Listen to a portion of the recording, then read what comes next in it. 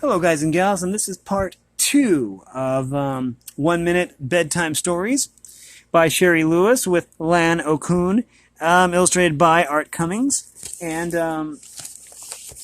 put that to the side, and we'll get to business here. This is basically a copy of the book from 1991. This is, in the last one, we read the introduction. We read Rumpelstiltskin, That's No Way to Do It, The Boy Who Called Wolf, Rip Van Winkle, and The Lion and the Mouse. And we'll be reading, we'll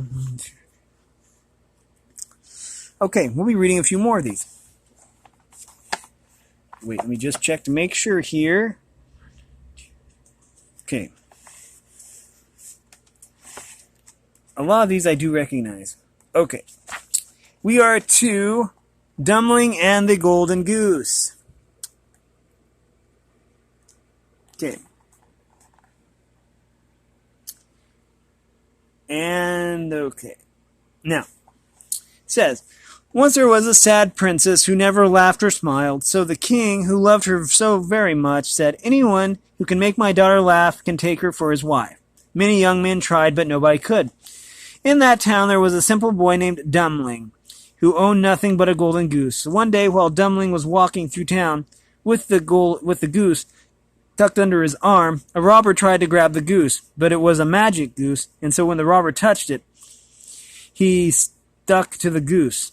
Quickly, the robber's friend tried to pull the robber loose from the goose, but when his friend touched the robber, she found herself stuck. A policeman tried to stop them, but he stuck to the friend.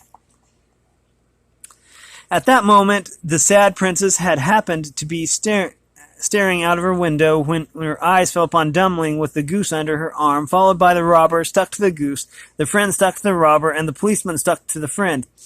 It was such a funny sight that suddenly she smiled. Then, for the first time, she laughed and laughed. Her laughter filled the castle and spilled into the throne room. When the king heard it, Dumling got to marry the princess, and for all I know, the robber and his friend and the policeman are still stuck to that sticky golden goose. Okay.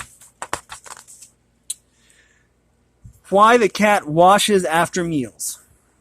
Let's see. Let's find out why. As you are wondering why this and why that, did you ever think how strange it is that you have to wash your hands before you eat, while cats wash after meals? Did you know, in fact, that cats wash after meals? They all do. And here's the reason why. A long time ago, there was a polite pussycat who was proud of having good manners. One day, he caught a sparrow for his dinner. "How do you do?" he said politely to the bird. "Please excuse me for eating you, but I'm hungry." He was about to pop this bird into his mouth and eat it, feathers and all, when suddenly the sparrow spoke. "My dear, a real gentleman does not eat without washing his hands and face. If you really were a courteous cat with fine manners, you'd wash first too." The cat thought about what the bird said, and he agreed. He put down the sparrow and began to lick his paws and rub them over his whiskers. But the minute he let go of the bird, it flew away, and the cat had to do without dinner. Well, he was so mad at being tricked by that spunky sparrow, they said, "Gentleman or no gentleman, as long as I live, I will eat first and wash afterwards." That is what he taught all his children to do, and that is what all cats do to this very day. Next is The Man Who Buried His Money. Okay, let's see. We have a ye old inn. We have a guy with a horse, and that's okay. Once a man with saddlebags full of money arrived at an inn in a strange town. Afraid that someone would steal his money, he asked the owner of the inn where he could hide it. The innkeeper suggested that the man bury the money in the dry well in the yard. "Nobody ever goes to that well," he said, "and your money will be safe." So the man buried... Oh, it looks like he has a little bit of a hole in his bag there because the money's spilling out. So the man buried his money and went to sleep. But in the middle of the night, the innkeeper sneaked down to the well and stole the money himself. The next morning, the man looked in the well and saw that the money was gone, and he realized that he had been tricked. However, he was clever and thought up a plan to get his money back. Pretending not to know the money was missing, he said to the innkeeper, "I made some more money today at the fair. In fact, I made a fortune. Do you suppose I could bury it at the same place where I buried the rest? The innkeeper was greedy and wanted this new load of money, too. So he said, yes, you should. Then he took the man's money from the place where he had hidden it and rushed outside to the well. There he buried the money so the man wouldn't notice it was missing. When he came to leave the new riches he had made. Okay. And that night the traveler went to the well, dug up all his money, and left. So what he did was he tricked the innkeeper, and yeah, that was a cool story. The Sorcerer's Apprentice. This was basically one of the shorts in Fantasia, actually, and it was also a live-action movie through Disney with Nicolas Cage, I believe. Anyways, let's see. Right here we have... Oh, that's a neat looking dragon. Or maybe it's a worm. I don't know. Okay, it says here.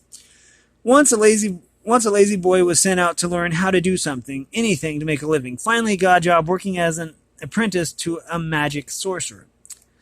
One day, as the boy was cleaning, hidden from his master's view behind a door, he heard the magician say some magic words to a broom. Whoosh! The broom sprouted arms, picked up a bucket, hopped to a stream nearby, and returned with a bucket full of water. Not long after, the sorcerer went out to do an errand and told the apprentice to scrub the floor while he was gone. But the boy was lazy and decided he needed help. Remembering the spell he had heard, he said the magic words, and whoosh! The broom sprouted arms and hopped to the stream, fetching water and pouring it on the floor. Happily, the boy began to scrub the floor, but no sooner had the energetic broom dumped the first bucket out than it left and returned a moment later with another. Again, it threw water on the floor and left. Over and over again, the broom did this, and whatever the apprentice said or did, he was unable to stop it. Just as the boy was about to drown and the house to float away, the sorceress returned. Furious, he clapped his hands, and whee! The brooms disappeared, the water disappeared, and the apprentice disappeared too. So, okay. And now we have, this is probably going to be the last one that we read today, is A Mouse's Wedding. Mariko, girl mouse, and Nazumi, boy mouse, were in love. However, Mariko's parents, who wanted the best for their daughter, wanted her to marry the most powerful person in all of Japan. But who was that? Let's first all look at the pictures.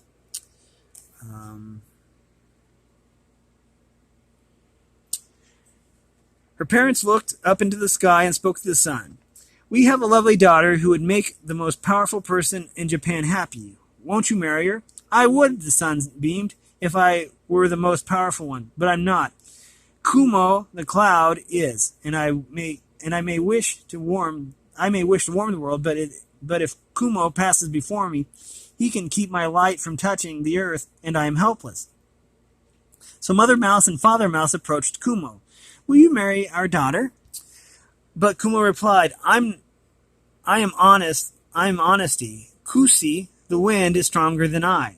A wild wind can blow a cloud like me to pieces. Yet the wind, when asked, sighed deeply.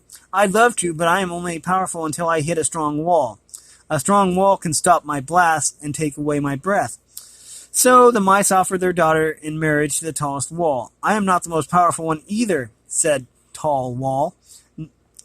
Nazumi, the mouse, easily nibbles holes in my toes, and sure enough, there were some mouse holes along the base of the wall.